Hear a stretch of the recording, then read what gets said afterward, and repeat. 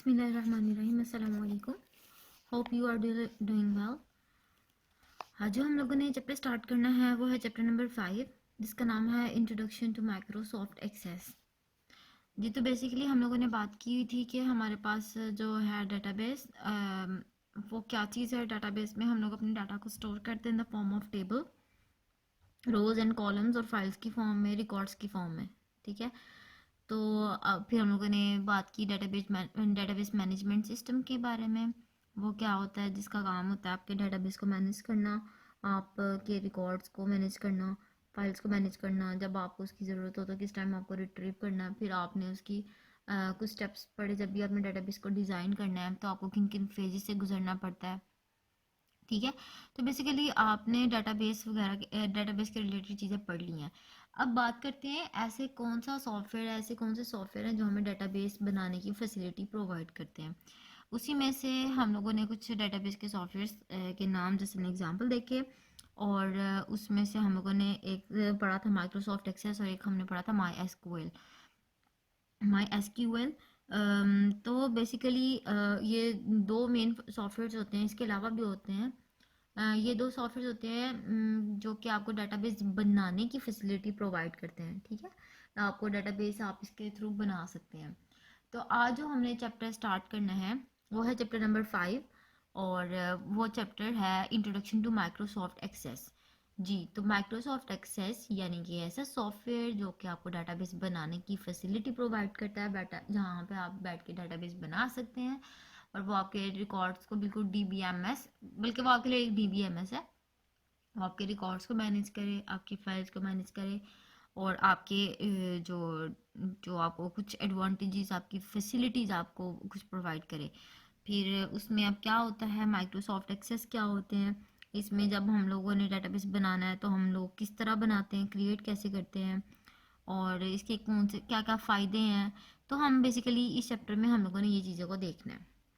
तो स्टार्ट करते हैं हम लोग सबसे पहले कि हमारे पास what is Microsoft Access and what its advantages. So basically सबसे पहले हम देखते हैं कि हमारे पास माइक्रोसॉफ्ट एक्सेस होता क्या है और इसके फ़ायदे क्या हैं। तो माइक्रोसॉफ्ट एक्सेस होता क्या है, सबसे पहले तो हम इसको देख लेते हैं। Microsoft Access is a popular relational database management system. Microsoft Access आपका एक बहुत ही popular relational database management system है। रिलेशनल डेटाबेस मैनेजमेंट सिस्टम ऐसा डेटाबेस मैनेजमेंट सिस्टम जहाँ पे आप रिलेशंस की मदद से डाटा को स्टोर करते हैं। रिलेशंस यानी टेबल्स की फॉर्म में, रोज एंड कॉलम्स की फॉर्म में, रिकॉर्ड्स और फील्ड्स की फॉर्म में। ठीक है, तो माइक्रोसॉफ्ट एक्सेस क्या है, ये popular relational database management system है। ये प्रोवाइड करता है आपको क्या क्या चीज़ें। It provides various built in functions, built in features to create database and view information. ये आपको बिल्ट इन फीचर्स प्रोवाइड करता है ताकि आप अपने डेटाबेस को क्रिएट कर सकें। बिल्ट इन यानी कि आपको अलग से डेटाबेस बनाने के लिए कोई फीचर इंस्टॉल नहीं करना पड़ता, या कोई भी फीचर आपको बाहर से नहीं लाना पड़ता। ये सॉफ्टवेयर के अंदर पहले से ही मौजूद होता है, पहले से ही वो आपको ये चीज़ की फैसिलिटी प्रोवाइड करता है, और व्यू इंफॉर्मेशन में भी आपको हेल्प आउट करता है। It can store and process large amount of data. इसके अंदर हम क्या कर सकते हैं, जैसा कि डेटाबेस जो सा होता है वो क्या करता है, वो बैकएंड पे आपकी स्टोरिंग करता है।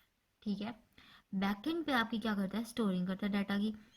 और ये माइक्रोसॉफ्ट एक्सेस आप डेटाबेस बनाने के लिए इस्तेमाल कर रहे हैं, तो ऑब्वियसली इसका भी काम है डाटा को स्टोर करना और लार्ज अमाउंट ऑफ डाटा को प्रोसेस भी करना। ठीक है, अब आपने देखा होगा कि आपके जो गूगल्स हैं, गूगल के ऊपर आपका मतलब कोई भी एंडिंग इंफॉर्मेशन नहीं है। आप अगर गूगल को सर्च करते हैं तो गूगल में बहुत ज़्यादा वास्ट किस्म की इंफॉर्मेशन मौजूद है। अब वो सारी इंफॉर्मेशन किसी ना किसी डाटाबेस पे स्टोर तो होती है। अब वो डाटाबेस को स्टोर करने के लिए उसके सर्वर चाहिए होते हैं। ठीक है, तो मेन जो सर्वर्स के अंदर फिर अब कितना लार्ज अमाउंट ऑफ डाटा होगा जहाँ पे उसकी प्रोसेसिंग भी होती है, उसकी स्टोरिंग भी होती है। सो सॉरी, सो ये जो फैसिलिटी माइक्रोसॉफ्ट एक्सेस प्रोवाइड करता है कि ये लार्ज अमाउंट ऑफ डाटा को स्टोर भी करता है और उसे प्रोसेस भी करता है। क्लियर। उसके बाद आता है it is very easy to learn and use. Its graphical interface helps the user to create tables, queries, forms, reports quickly and easily. अच्छा, इसकी फीचर्स या फिर इसको इंटरफेस इस तरह का यूज़र फ्रेंडली बनाया गया है कि जो यूज़र है वो इजीली टेबल्स को क्रिएट भी कर सकता है, क्यूरीज लगा के टेबल्स को एक्सेस कर सकते हैं, फॉर्म्स बना सकता है, रिपोर्ट्स बना सकता है आसानी से। ठीक है, ये इजी टू लर्न है, इसका इंटरफेस या ग्राफिकल इंटरफेस ही इतना फ्रेंडली है, यूज़र फ्रेंडली है कि कोई भी यूज़र आसानी से इसको समझ भी सकता है और इसके अपनी नीड के मुताबिक इसको यूज़ भी कर सकता है। ठीक है, तो ये था हमारे पास माइक्रोसॉफ्ट एक्सेस, जो कि एक रिलेशनल डेटाबेस मैनेजमेंट सिस्टम है, बहुत पॉपुलर सा। इसके अंदर बिल्ट इन फीचर्स होते हैं ताकि आप अपने डेटाबेस को क्रिएट कर सकें और इंफॉर्मेशन को देख सकें। लार्ज अमाउंट ऑफ डाटा को स्टोर भी करता है, उसको प्रोसेस भी करता है। इजी टू लर्न है, इजी टू यूज़ है। यूज़र के लिए ये ग्राफिकल इंटरफेस बड़ा यूज़र फ्रेंडली प्रोवाइड करता है ताकि जो यूज़र है वो इजीली टेबल्स को क्रिएट कर सके, क्यूरीज क्रिएट कर सके, फैच भी कर सके इंफॉर्मेशन को देखने के लिए, फॉर्म्स बनाने में हेल्प आउट करता है इजीली, रिपोर्ट्स, ये सब कुछ आप आसानी से इसके अंदर बना सकते हैं। ठीक है, तो सबसे पहले बात की जाती है फिर हम बात करते हैं इसकी एडवांटेजेस की। जी, तो एडवांटेजेस में सबसे पहले हम लोग देखते हैं कि माइक्रोसॉफ्ट एक्सेस हमें किस किस तरह की सहूलत देता है, क्या क्या इसके एडवांटेजेस है, फ़ायदे क्या हैं। तो सबसे पहले है sample databases. Microsoft Access includes sample database that helps the user to learn about tables, forms, queries and reports. Actual में माइक्रोसॉफ्ट एक्सेस जो है वो आपको ये एडवांटेज प्रोवाइड करता है कि आपने कोई भी डेटाबेस अगर बनाना है ना, तो आप उसका एज अ सैम्पल बना सकते हो। फॉर एग्जांपल, अब कोई पर्सन है वो न्यूली फील्ड के अंदर आया, अब उसको डेटाबेस बनाना है लेकिन उसको नहीं पता, उसने सिर्फ चीज़ें पढ़ी हैं लेकिन उसको पता नहीं है कि किस चीज़ को कैसे बनाना है। अब स्टार्टिंग में तो उसको प्रोजेक्ट असाइन नहीं हो सकता कि स्टार्टिंग में वो एक पूरा सिस्टम डेवलप नहीं कर सकता। सबसे पहले उसको फिर डेटाबेस सैंपल बनाना पड़ेगा। अब डेटाबेस सैंपल में वो देखेगा, वो सीखेगा कि टेबल्स को कैसे बनाना है, फॉर्म्स को कैसे क्रिएट करना है, क्यूरीज कैसे लगानी है, रिपोर्ट्स को कैसे बनाना है। तो एक्चुअल में माइक्रोसॉफ्ट एक्सेस आपको ये फैसिलिटी देता है, ये एडवांटेज देता है कि जो बिगिनर्स होते हैं जिन्होंने डेटाबेस अभी स्टार्ट किया होता है प्रैक्टिकली में, तो ये उनको बहुत ज़्यादा फैसिलिटेट करता है। The user can understand the interconnection of these objects to form a database system. अब यूज़र का काम क्या होता है, यूज़र जो है जो इस डेटाबेस सिस्टम के अंदर जितने भी ऑब्जेक्ट्स हैं, ठीक है, अब जो भी टूल्स हैं वो आपके ऑब्जेक्ट्स ही है ना। तो डेटाबेस के अंदर, डेटाबेस सिस्टम के अंदर जो भी ऑब्जेक्ट्स हैं,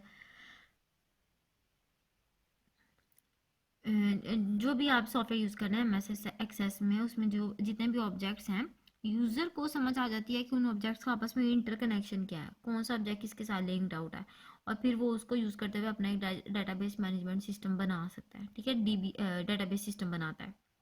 ठीक है, तो सबसे पहले यूज़र को अवेयरनेस होनी चाहिए कि वो जो काम करने जा रहा है वो एक्चुअल में होता कैसे है, उसको एक सैम्पल बनाए ना, उसको कैसे आएगा। फिर वो हम कहते हैं ना कि हमने अगर कोई चीज़ सीखनी तो हम उसके पंगे लेते हैं, उसको ट्राई करते हैं, उसको देखते हैं कि अच्छा जी इस टूल का क्या काम है, अगर मैं इसको क्लिक कर दूँ तो क्या होगा। तो मतलब ये जस्ट सैम्पलिंग जब फॉर द बिगिनर्स है, तो ये उस चीज़ के लिए हेल्प आउट करता है। ठीक है, उसके बाद आती है बात विजर्ड्स। सेकेंड एडवांटेज है जो आपको एमएस एक्सेस प्रोवाइड करता है, वो है wizard. Wizard is a set of steps that guides a user to perform a specific task. ये सेट ऑफ स्टेप्स हैं जो कि यूज़र को बताते हैं, यूज़र ने अगर कोई भी टास्क परफॉर्म करना है स्पेसिफिकली, तो ये सेट ऑफ स्टेप्स है जो यूज़र को गाइड करते हैं, वो साथ साथ बताते जाते हैं कि इस स्टेप के बाद ये होगा, इस स्टेप के बाद ये होगा। ठीक है, MS Access provides different users to create database applications quickly and efficiently। और जो माइक्रोसॉफ्ट एक्सेस है या एमएस एक्सेस है, ये आपको ये यूज़र को ये फैसिलिटी देता है, ये फैसिलिटी देता है कि वो डिफरेंट विजर्ड्स को यूज़ करता है डाटाबेस क्रिएट करते हुए। क्विकली भी फिर उसका काम होता जाता है और एफिशिएंटली भी, क्योंकि वो गाइडेंस को फॉलो करता जाता है। फिर जब वो उसके ऊपर उसका मतलब ग्रुप बन जाती है, तो देन आफ्टर इट उसको विजर्ड्स की ज़रूरत नहीं पड़ती। ठीक है, तो ये थे अभी फ़िलहाल हमारे दो एडवांटेजेस। फिर बात करते हैं हम इसके थर्ड एडवांटेज के बारे में, वो है understand the database structure. Understand the database structure में क्या है, MS Access allows the user to view all relationships in the database graphically। अब आपने टेबल्स बना लिए, डेटाबेस बना लिया, आपने उसको लिंक भी कर लिया, आपने इसके अंदर रिकॉर्ड को भी स्टोर कर लिया। अब क्या होता है, ये तो टेबल्स की बात होती है ना। अब टेबल्स में अगर आपने देखना है टेबल्स को, तो फिर आपके रोज़ फॉर्म में डाटा आएगा। अब बात करते हैं कि जब आपने डेटाबेस को ग्राफिकली देखना है, तो जो माइक्रोसॉफ्ट एक्सेस है, ये आपको ये प्रोवाइड करती है फैसिलिटी कि आप ग्राफिकली डेटाबेस को देखें और उसके रिलेशंस को व्यू करें, उसके रिलेशनशिप्स को देखें, आपको समझ आ जाए इजीली ग्राफिकली फॉर्म में। ठीक है। The relationship windows is use to display relationships among relation. Tables के दरमियान में जो भी रिलेशनशिप होगा, जैसे हम लोग रिलेशनशिप बनाने के लिए प्राइमरी की, फॉरेन की वगैरह यूज़ करते हैं ना, ताकि एक डाटा एक रिलेशन का दूसरे रिलेशन के साथ रिलेशनशिप क्रिएट हो सके, एक टेबल का दूसरे के साथ लिंक क्रिएट हो। तो एक्चुअल में जब आप रिलेशंस को आपस में लिंक करते हैं या रिलेशनशिप बनाते हैं उनका आपस में, तो जो रिलेशनशिप विंडो है वो आपको डिस्प्ले में बताती है कि किस रिलेशन का किस रिलेशन के साथ क्या रिलेशनशिप है। ठीक है। अब रिलेशन यहाँ पे जो वर्ड है ना, ये टेबल के लिए यूज हो रहा है। ठीक है। तो it makes a process of specifying relationships easier and quicker. इस तरह आप क्या कर सकते हैं, इस तरह आप देख सकते हैं कि किस टेबल का किस दूसरे टेबल के साथ लिंक है और कैसा लिंक है। तो फिर आप उसको इजीली समझ भी सकते हैं, आसानी से, और जल्दी भी समझ सकते हैं। ठीक है। तो ये आपको डेटाबेस स्ट्रक्चर को अंडरस्टैंड करने में हेल्प आउट करता है। उसके बाद इसका फोर्थ एडवांटेज है Microsoft Office integration. Databases created in MS Access can easily exchange data with Microsoft Office application. इसमें क्या होता है कि जो माइक्रोसॉफ्ट ऑफिस है, वो तो आपको पता है माइक्रोसॉफ्ट ऑफिस है, जिसके अंदर हमारे पास टूल्स होते हैं, जिसमें हमारे पास एक माइक्रोसॉफ्ट वर्ड है, माइक्रोसॉफ्ट एक्सेल है, माइक्रोसॉफ्ट पावर पॉइंट है। इसी तरह हमारे पास एक सॉफ्टवेयर या एप्लीकेशन इसकी होती है माइक्रोसॉफ्ट एक्सेस की। ठीक है। हर एप्लीकेशन का एक अपना रोल है, अपना फंक्शन है। और क्या होता क्या है कि जो माइक्रोसॉफ्ट ऑफिस है, ये आपको डिफरेंट डोमेन्स के लिए एप्लीकेशंस को प्रोवाइड करता है, ताकि आप स्पेसिफिकली अपने टास्क को परफॉर्म कर सकें, इजीली कर सकें। अब उसी में से एक एप्लीकेशन ये प्रोवाइड करता है डेटाबेस मैनेज करने की, डेटाबेस बनाने की, और वो माइक्रोसॉफ्ट एक्सेस है। ठीक है। अब माइक्रोसॉफ्ट एक्सेस में जो भी आप डेटाबेस बनाते हैं, वो आप माइक्रोसॉफ्ट ऑफिस के किसी भी एप्लीकेशन में यूज़ कर सकते हैं। ठीक है। उसके डाटा को आप किसी भी एप्लीकेशन में यूज़ कर सकते हैं जो कि माइक्रोसॉफ्ट पे डिपेंड होनी चाहिए। ठीक है। ये माइक्रोसॉफ्ट बेस्ड एप्लीकेशन होनी चाहिए। फॉर एग्जाम्पल माइक्रोसॉफ्ट ऑफिस है, माइक्रोसॉफ्ट ऑफिस के फर्दर पार्ट्स है Microsoft Excel, Microsoft PowerPoint, Microsoft Word, Microsoft Access. अब आपने डेटाबेस बनाया अपना माइक्रोसॉफ्ट एक्सेस को यूज़ करते हुए, अब आप उसके डाटा को माइक्रोसॉफ्ट एक्सेल में या माइक्रोसॉफ्ट वर्ड में भी यूज़ कर सकते हैं, because these all are the part of the Microsoft Office. So this is the integration Microsoft Office. Databases created in MS Access can easily exchange data with the Microsoft Office application. For example, the data stored in Access database can be exported to MS Excel. Clear? यानी कि आप MS Excel के अंदर से data को आप MS Excel में भी MS Access का जो डाटा है या डाटाबेस के अंदर जो डाटा स्टोर है, आप उसको एक्सपोर्ट करके यहाँ पे यूज़ कर सकते हैं।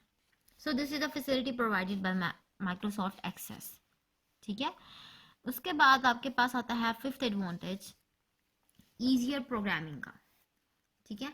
अब प्रोग्रामिंग हम लोगों ने जो भी एप्लीकेशन डेवलप करनी है, जो भी डेटाबेस बनाना है, उसके लिए हमें क्या करते हैं, हम प्रोग्रामिंग करते हैं। ठीक है। Microsoft Access provide the facility of easier programming. ये आपको फैसिलिटी प्रोवाइड करता है प्रोग्रामिंग, आसानी से प्रोग्रामिंग करने की। The user can use simple code with macros to automate the repeated task. अब यूज़र क्या करता है, ये सिंपल कोड को यूज़ करता है मैक्रोस के साथ। अब मैक्रोस क्या है, ये हम लोग क्या करते हैं कि फॉर एग्जांपल आपने कैलकुलेशन करनी है, या फिर आपने ना एक सॉफ्टवेयर यूज़ कर रहे हैं, फॉर एग्जांपल माइक्रोसॉफ्ट एक्सेल ही यूज़ कर रहे हैं, या माइक्रोसॉफ्ट एक्सेस की ही बात कर लें। अब उसमें क्या क्या आप ना यूज़र से दो वैल्यूज़ ले रहे हैं, आप उसको प्लस कर रहे हैं, उसके बाद उसकी एवरेज लिख रहे हैं, एंड देन आफ्टर इट आप उसको थर्ड ब्लॉक के अंदर जाके इसके रिजल्ट को डिस्प्ले कर रहे हैं। अब आपको क्या करना पड़ता है, आपको डिफरेंट टाइम्स में with in a same document आपको ये स्टेप रिपीट करने पड़ते हैं।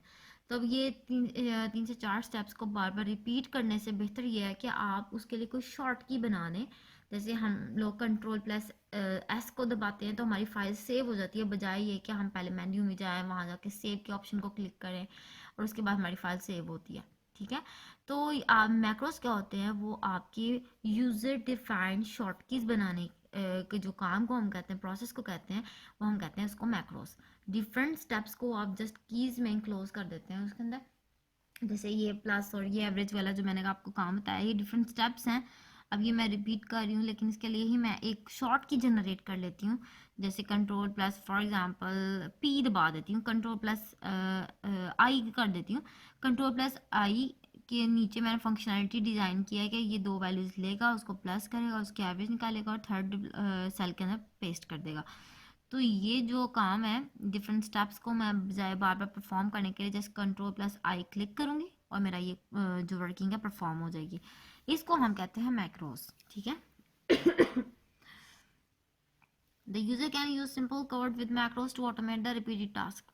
अगेन यूजर जो है वो सिंपल मैक्रोस की मदद से अपने टास्क को इजीली परफॉर्म कर सकते हैं या ऑटोमेटिकली परफॉर्म कर सकते हैं। The user can also right the code with VBA easily. अब जो यूज़र है वो अपने VBA यानी कि विजुअल बेसिक फॉर एप्लीकेशन, ये विजुअल बेसिक भी एक प्रोग्रामिंग लैंग्वेज है, उसकी मदद से अपने जो कोडिंग है ना उसको भी MS Access में परफॉर्म कर सकता है। So it makes easier programming, easier facility, it provides a facility for easier programming। और जो यूज़र है वो अपने टास्क को ऑटोमेटिकली और इजीली परफॉर्म कर सकता है। ठीक है, और उसके बाद हमारे पास 6 एडवांटेज आता है इसका, कॉमन स्टैंडर्ड।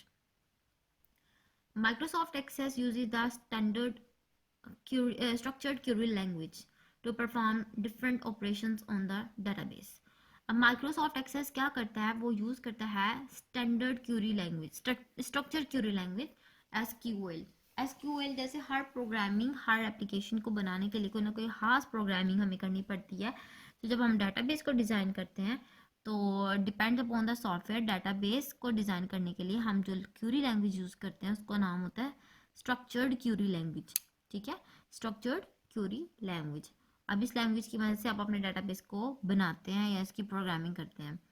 ठीक है, डिफरेंट ऑपरेशंस आपने अगर करने डाटाबेस के अंदर तो आप SQL को यूज़ करते हैं। SQL is the standard language used in different relational database. ये स्टैंडर्ड लैंग्वेज है जो कि डिफरेंट डाटाबेस, रिलेशनल डाटाबेस के अंदर यूज़ की जाती है। ठीक है, उसके बाद हमारे पास आता है लास्ट इसका एडवांटेज और वो है हमारे पास नो रिडंडेंसी। ठीक है, माइक्रोसॉफ्ट एक्सेस आपको एक फैसिलिटी प्रोवाइड करता है कि इसमें डाटा की जो डुप्लीकेशन होती है या रिकॉर्ड की डुप्लीकेशन होती है वो ख़त्म हो जाती है। The redundancy means duplication of data in multiple files. Multiple files में आपका जो डाटा है उसकी रिडंडेंसी या डुप्लीकेशन को हम कहते हैं redundancy. It waste the storage media of the computer. Obviously जब आप एक फाइल के अंदर एक डाटा को बार बार प्लेस कर रहे हैं और वो डाटा डिफरेंट फाइल्स के अंदर भी प्लेस हो रहा है, so it utilises your storage of computer, और उस केस में क्या होगा, आपकी जो स्टोरेज है वो वेस्ट जाएगी। ठीक है, तो माइक्रोसॉफ्ट एक्सेस क्या करता है, it allows the user to store data without redundancy. ये यूज़र को फैसिलिटी देता है कि विदाउट रिडंडेंसी अपने डाटा को स्टोर किया जा सके या फिर डाटा को डाटाबेस के अंदर स्टोर करें। सो बेसिकली आपने जो माइक्रोसॉफ्ट एक्सेस की बात की, तो हम लोगों ने सबसे पहले बात की माइक्रोसॉफ्ट एक्सेस की, उसके बाद हमने बात की इसके एडवांटेजेस की। तो हम ज़रा उसको रिपीट कर लेते हैं कि माइक्रोसॉफ्ट एक्सेस क्या होता है एक्चुअल में। ये आपका रिलेशनल डाटाबेस मैनेजमेंट सिस्टम है, बहुत पॉपुलर है। ये क्या करता है, ये आपको बिल्ट इन फीचर्स प्रोवाइड करते हैं डाटाबेस को क्रिएट करने के लिए या इंफॉर्मेशन को व्यू करने के लिए। ठीक है, ये आपका स्टोर करता है लार्ज, ये स्टोर भी करता है या प्रोसेस भी करता है लार्ज अमाउंट ऑफ डाटा को। इजी टू लर्न है, इजी टू यूज़ है। इसके जो ग्राफिकल इंटरफेस है वो बहुत यूज़र फ्रेंडली है, क्योंकि ये यूज़र्स को आसानी से क्रिएट भी कर सकता है, उसके अंदर टेबल्स, क्यूरीज, फॉर्म्स, रिपोर्ट्स को आसानी से समझ भी सकता है, क्रिएट भी कर सकता है। फिर हमने बात की इसके एडवांटेजेस की। तो एडवांटेजेस की जब बात की जाती है तो सबसे पहले बात आती थी सैम्पल डाटाबेस की। अब जो बिगिनर है जिसने अभी स्टार्ट है फील्ड के अंदर, उसने डाटाबेस को बनाना है तो वो ऑब्वियसली स्टार्टिंग की से डाटाबेस को डिज़ाइन तो नहीं कर सकता, उसको पहले कोई सैम्पल बनाना पड़ेगा। तो माइक्रोसॉफ्ट एक्सेल जो आपको सैम्पल बनाने की फैसिलिटी या डाटाबेस क्रिएट करने की जो है फैसिलिटी प्रोवाइड करता है एज अ सैम्पल। ठीक है, उसमें क्या होता है, उसमें जो यूज़र है वो सीखता है कि टेबल्स कैसे बनती है, क्यूरीज कैसे लगती है, रिपोर्ट्स को कैसे क्रिएट किया जाता है, फॉर्म्स कैसे बनाए जाते हैं, और फिर उसको पता चलता है कि किस ऑब्जेक्ट का दूसरे ऑब्जेक्ट के साथ क्या इंटरकनेक्शन है, और इंटरकनेक्शन बनाने के बाद वो अपने डाटाबेस सिस्टम को बना सकता है इजीली। ठीक है, उसको समझ सकता है।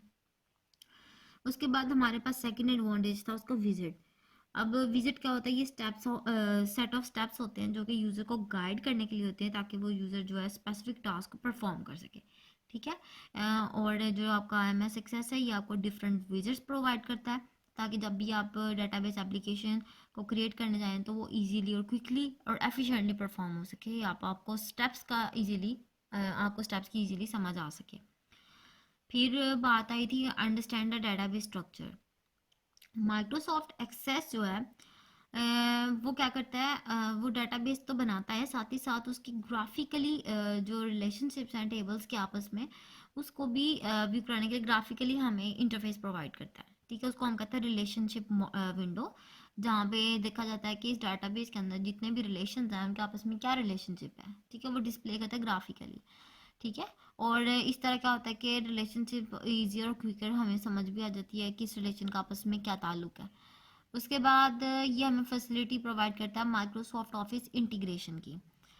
जैसे कि हमें पता है कि जो माइक्रोसॉफ्ट एक्सेस है वो माइक्रोसॉफ्ट ऑफिस की एप्लीकेशन है, तो डाटाबेस जो हम बनाते हैं वो माइक्रोसॉफ्ट एक्सेस के अंदर बनाते हैं। अब होता क्या है, जब हम लोग इसके अंदर डाटाबेस डिज़ाइन कर दिया फिर क्या होता है, ठीक है, तो ये आपको फैसिलिटी माइक्रोसॉफ्ट ऑफिस में क्या होता है कि आप एप्लीकेशंस को रखते हैं, डिफरेंट एप्लीकेशन डिफरेंट टास्क को परफॉर्म करते हैं। उसी में एक एप्लीकेशन आपकी माइक्रोसॉफ्ट एक्सेस भी है जिसमें आप अपने डाटाबेस को बनाते हैं। अब जब आप डाटाबेस को बनाते हैं तो वो डाटाबेस माइक्रोसॉफ्ट ऑफिस की दूसरी एप्लीकेशन से भी एक्सेस किया जा सकता है। आपको बस काम है आपने इसको एक्सपोर्ट कर देना है। ठीक है, फॉर एग्जांपल आपने डाटाबेस बनाया माइक्रोसॉफ्ट एक्सेस में, अब वो आपका एक्सेस डाटाबेस है। अब होगा क्या कि आपको माइक्रोसॉफ्ट एक्सेल में भी उसका यूजेज चाहिए, उसका डाटा चाहिए, तो आप जस्ट सिंपली उसके डाटाबेस को माइक्रोसॉफ्ट एक्सेल में आके एक्सपोर्ट कर दें। ठीक है, तो आप उसके डाटा को उसके अंदर से भी एक्सेस कर सकते हैं। So this is the Microsoft Office integration. उसके बाद आती है हमारे पास fifth advantage, that is the easier programming. आपको माइक्रोसॉफ्ट एक्सेस के अंदर आप इजीली प्रोग्रामिंग को परफॉर्म कर सकते हैं, प्रोग्रामिंग कर सकते हैं, यूजर सिंपल कोड जनरेट कर सकता है मैक्रोज की मदद से, टास्क को रिपीट, जो टास्क रिपीट हो रहे होते हैं उनके लिए मैक्रोज जनरेट करें और सिंपली स्टेप्स को परफॉर्म करें कि रिपीटेटिव स्टेप्स को मैक्रोज की मदद से परफॉर्म करें।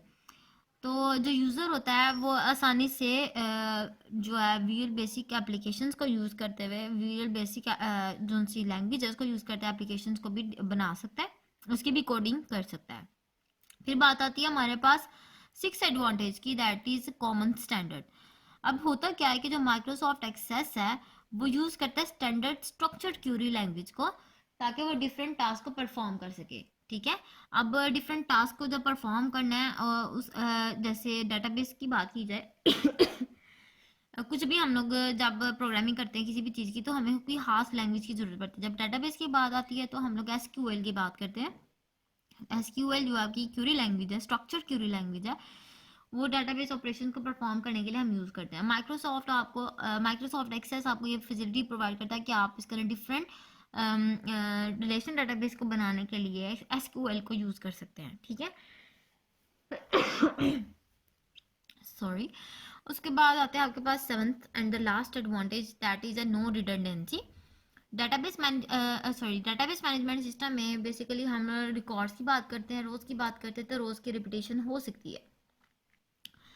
तो माइक्रोसॉफ्ट एक्सेस आपको फैसिलिटी प्रोवाइड करता है कि जो भी आपने रिकॉर्ड मतलब आपने बनाना है डाटाबेस के अंदर, रिकॉर्ड बनानी है, कोई भी स्टोर करना है, कुछ भी स्टोर करना है डाटा, तो उसके अंदर रिपीटेशन ना हो, डुप्लीकेशन ना हो। इससे क्या होगा, इसकी आपकी जो कंप्यूटर की स्टोरेज है वो वेस्ट नहीं होगी, आपका जो डाटा मल्टीपल फाइल्स में डुप्लीकेट भी नहीं होगा। सो ये बहुत बड़ा एडवांटेज होता है कि माइक्रोसॉफ्ट एक्सेस में आप अपने रिकॉर्ड्स को या डाटा को रखते हैं तो उसके अंदर रिपीटेशन ख़त्म हो जाती है। फिर बात की जाती है हमारे पास कि आईडीई क्या होता है। सो बेसिकली आईडीई क्या होता है, व्हाट इज आईडीई एंड इसके एडवांटेजेस और डिसएडवांटेजेस को बताना है। IDE stands for integrated development environment. IDE actual में आपका एक इंटीग्रेटेड डेवलपमेंट इन्वायरमेंट है। It provides different facilities to create database applications easily. ये एक्चुअल में क्या है, ये आपको फैसिलिटी प्रोवाइड करता है डाटाबेस एप्लीकेशंस बनाने के लिए, बनाने में।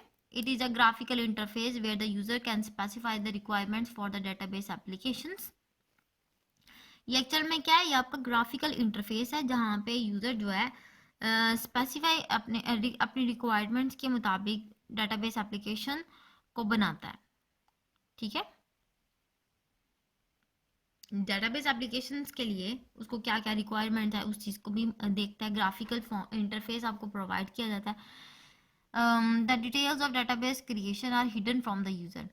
लेकिन जब डाटाबेस बनाने की जो बात होती है, क्रिएशन की, वो डिटेल जो है ना यूज़र को नहीं पता होती, वो उससे छुपाई जाती है। A user does not require detailed knowledge of the database systems to create database applications. और यूज़र को डिटेल नॉलेज की भी ज़रूरत नहीं होती कि जब भी उसने डाटाबेस बनाना है तो कैसे बनेगा बैकएंड पे। जैसे उसका काम है बनाना, उसके अपना जो टास्क है वो परफॉर्म करना। MS Access is an example of integrated development environment. So basically होता क्या है, आईडीई आपका एक इन्वायरमेंट है जो कि आपको डाटाबेस बनाने की के लिए बनाने की फैसिलिटी देता है। आईडीई में क्या होता है, आईडीई में आपको इंटरफेस दिया जाता है, ग्राफिकल इंटरफेस जो कि यूज़र के लिए अंडरस्टैंडेबल है और इजी टू इंटरैक्ट है और यूज़र को समझ आ जाए। जैसे हमने बात की कि विजर्ट्स आपको स्टेप बाय स्टेप गाइड करने के लिए होते हैं और आप इसके अंदर क्यूरी लैंग्वेज यूज़ करते हैं, डुप्लीकेशन नहीं हो सकती। सो ग्राफिकली आप अपने टेबल्स के रिलेशनशिप को देख सकते हैं। So this is a graphical interface that is provided by IDE. अब IDE का काम क्या होता है कि जब आपने डेटाबेस एप्लीकेशन को बनाना है उसके लिए आपको क्या क्या रिक्वायरमेंट चाहिए, आप ग्राफिकल इंटरफेस के थ्रू उसको भी देख सकते हैं और इसके अलावा आप अपने डेटाबेस को सिंपली क्रिएट कर सकते हैं। और वो कैसे क्रिएट होता है इसका कंसर्न यूज़र का नहीं होता, ये डेटाबेस जो जिस IDE के अंदर कर रहे हैं ये उसका कंसर्न है। इससे यूज़र का कोई ताल्लुक नहीं है, ना ही यूज़र को डिटेल नॉलेज इस चीज़ का चाहिए, ना ही उसकी ज़रूरत होती है। सो MS Access जो है वो आईडी की एक एग्जांपल है। आईडी यानी कि इंटीग्रेटेड डेवलपमेंट इन्वायरमेंट की एक बेस्ट एग्जांपल है, जिसमें होता क्या है, उसमें जिसमें आप देखते हैं कि आपने अपने डेटाबेस को क्रिएट करना है, उसके अंदर आप फॉर्म्स को भी क्रिएट कर रहे हैं, टेबल्स क्रिएट कर रहे हैं, रिपोर्ट्स बना रहे हैं, ठीक है, क्यूरीज बना रहे हैं। ठीक है, उसके बाद बात आती है आईडीई के की एडवांटेजेस की। आईडीई के एडवांटेजेस की, it is easy to use, it simplifies the creation of database application, it does not require a detailed knowledge of database, it provides predefined facilities to search, sort, retrieve and process data in databases, it provides facilities to create and interact user interface with menus, buttons and text boxes etc. So basically इसके advantages में हमने देखा कि आसानी से हम इस्तेमाल कर सकते हैं, इसमें सिंप्लीफाई कर देता है हमारी डेटाबेस क्रिएशन। डेटाबेस एप्लीकेशन को जब हमने क्रिएट करना है तो उसको सिंप्लीफाई कर देता है, आसानी से हम लोग इजीली बना सकते हैं। इसके लिए हमें डिटेल्ड डेटाबेस का नॉलेज की ज़रूरत नहीं होती और इसके अंदर क्या होता है, it provides pre defined facilities, हमें इसमें पहले से ही प्री डिफाइंड फैसिलिटीज़ मिल रहती है। फॉर एग्जांपल आपने कुछ सर्च करना हो, किसी आपने जब डाटा को रिट्रीव करना है तो आपने उसकी सॉर्टिंग कैसे करनी है, असेंडिंगली करनी है, डिसेंडिंगली करनी है, on the basis of primary की करनी है, नंबर्स की बेस पे करनी है, अल्फ़ाबेटिकली करनी है। सो इट डिपेंड्स, आप इसके अंदर से डाटा को रिट्रीव कर सकते हैं, उसको फेच कर सकते हैं, यानी कि आप डाटा को से स्टोर तो कर रहे हैं, आप डाटा को आपने देखना है, निकालना है, तो आप अपनी स्क्रीन पे देखने के जो काम होता है उसको हम कहते हैं डाटा रिट्रीव करना, उसको हम एक और नाम देते हैं फेच करना। ठीक है, and process data in database, जाहिर सी बात है जब भी हमने कोई स्टेप परफॉर्म करना है इसका मतलब डाटा के ऊपर प्रोसेसिंग हो रही है। सो ये इसका हम लोगों को ये आईडी हमें ये फैसिलिटीज़ देती है, प्री डिफाइंड फैसिलिटीज़ प्रोवाइड करता है। It provides facility to create an attractive user interface. अब होता क्या है बेसिकली, जब भी आप डेटाबेस की बात करते हैं तो डेटाबेस तो हम कहते हैं बैक एंड की स्टोरिंग करता है, ठीक है। डेटाबेस क्या करता है, बैक एंड पे स्टोरिंग करता है डाटा की। लेकिन जो बैक एंड पे स्टोरिंग होती कैसे है, कोई ना कोई इंटरफेस तो होगा ना जहाँ से डाटा जाता है और वो बैक एंड पे पहुँचता है। तो जहाँ से डाटा हम लोग जो यूज़र और इंटरफेस इंटरेक्ट कर रहा होता है, जहाँ से डाटा फेड इन होता है और फिर बैक एंड पे जाता है, उस इंटरफेस को हम लोग खुद डिज़ाइन करते हैं। और वो होता क्या है बेसिकली, आपके पास फॉर्म्स होते हैं कुछ फॉर्म, जैसे आपने किसी भी एप्लीकेशन को अगर इंस्टॉल किया है तो एप्लीकेशन में क्या होता है, एप्लीकेशन का कोई फॉर्म होता है जिसको आप फिल करते हैं, ठीक है। नेम की फील्ड होती है, फादर नेम की फील्ड होती है, फॉर एग्जांपल रजिस्ट्रेशन फॉर्म है आपका, नेम होता है, फादर नेम होता है, आपकी एज होती है, डेट ऑफ बर्थ होती है, आपका सी एन नंबर होता है। अब बेसिकली होता क्या है, अब ये डाटा तो आप फॉर्म के थ्रू इंटरेक्ट कर रहे हैं डाटा के साथ, या फिर जो भी इंटरफेस है फॉर्म के थ्रू कर रहे हैं ना। तो अब जब डाटा आप नेम प्लेस पे अपना नाम लिखते हैं, फादर नेम प्लेस पे फादर का नाम लिखते हैं, एज प्लेस पे आप अपनी एज लिखते हैं, तो ये डाटा यूज़र और फॉर्म के दरमियान में है। जब डाटा हम लोग एंटर कर देते हैं, सबमिट करवा देते हैं, फिर क्या होता है, वो डाटा जाता है आपके डाटाबेस के अंदर। और फिर वो डाटा जो नेम है वो आपके नेम के टेबल के अंदर, नेम कॉलम के अंदर जाके आपका नेम इंसर्ट करवाएगा। फादर नेम है वो फादर नेम के कॉलम के अंदर डाटाबेस के अंदर आपका रिकॉर्ड को सबमिट करवाएगा या स्टोर एंटर करेगा। एज है वो एज वाले कॉलम में जाके आपके डाटाबेस को रखवाएगा।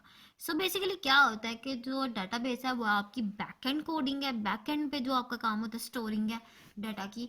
और जो इंटरफेस होता है, इंटरफेस में आपको डील करने के लिए फॉर्म्स की ज़रूरत पड़ती है कि यूज़र ने जब यूज़र डायरेक्टली डेटाबेस के अंदर एंटर नहीं कर रहा, यूज़र फॉर्म के साथ इंटरेक्ट कर रहा है। और फॉर्म्स में अब आपके पास क्या क्या चीज़ें होती हैं, फॉर्म्स में आपके पास मेन्यूज़ हो सकते हैं, जिस तरह हम लोग आगे भी देखेंगे।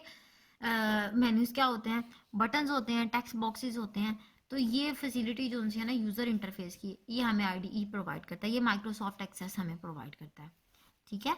उसके बाद बात आती है इसके डिसएडवांटेजेस की। डिसएडवांटेजेस में सबसे पहले बेसिकली बात आती है कि आईडीई यूजेस ग्राफिकल इंटरफेस को यूज़ करता है। It requires more memory and processing power. Obviously या कि कोडिंग भी प्रोवाइड कर रहा है, डाटाबेस को स्टोर भी कर रहा है, उसके बाद ग्राफिकल इंटरफेस भी प्रोवाइड कर रहा है। सो इसकी जो मेमोरी है, इसको ज़्यादा मेमोरी चाहिए होती है, मोर मेमोरी इसके अंदर यूटिलाइज होती है, और प्रोसेसिंग पावर भी ज़्यादा होती है, क्योंकि एट अ टाइम पे आप अगर यूज़र इंटरफेस भी तैयार कर रहे हैं और डेटाबेस भी तैयार कर रहे हैं, so basically it will need more processing power, ठीक है। Some IDEs do not allow users to interact with the databases directly. और कुछ आईडीज ऐसे होते हैं, कुछ इंटीग्रेटेड डेवलपमेंट इन्वायरमेंट्स ऐसे भी होते हैं जो कि यूज़र को डायरेक्टली इंटरैक्ट करने की इजाज़त नहीं देते, ठीक है। जहाँ पे यूज़र नॉट अलाउड होता है कि वो डायरेक्टली इंटरैक्ट करे, उसके लिए कोई थर्ड पार्टी चाहिए होती है इंटरैक्ट करवाने के लिए, ठीक है। सो बेसिकली ये हमारे पास था आईडीई। आईडीई क्या होता है, स्टैंड फॉर क्या होता है, आईडीई एग्जांपल माइक्रोसॉफ्ट एक्सेस जो एग्जांपल आईडीई की पे हमने एडवांटेजेस पढ़े, डिसएडवांटेजेस को पढ़ा, ठीक है। फिर उसके अंदर हम लोगों ने देखा कि एडवांटेजेस में आपको बहुत ज़्यादा फायदे होते हैं, यूज़र इंटरफेस भी आपको प्रोवाइड किया जाता है, फैसिलिटीज़ देता है आपके डाटाबेस में। जब आपकी प्री डिफाइंड फैसिलिटीज़ होती हैं, जब आप डाटाबेस के अंदर स्टोर करवा देते हैं, फिर आपको सर्च कैसे करना है, सॉर्ट रिट्रीव और डाटा को प्रोसेस करने की फैसिलिटी देता है। और उसके बाद इजी टू यूज़ है, इजी टू अंडरस्टैंड है। फिर डिसएडवांटेजेस की बात की तो वीडियो पसंद आई तो लाइक करें, अपनी राय कमेंट करें। ऐसे ही मजीद वीडियोस के लिए हमारा चैनल सब्सक्राइब करें और बेल का आइकन दबाएं ताकि आपको हर वीडियो का नोटिफिकेशन मिलता रहे।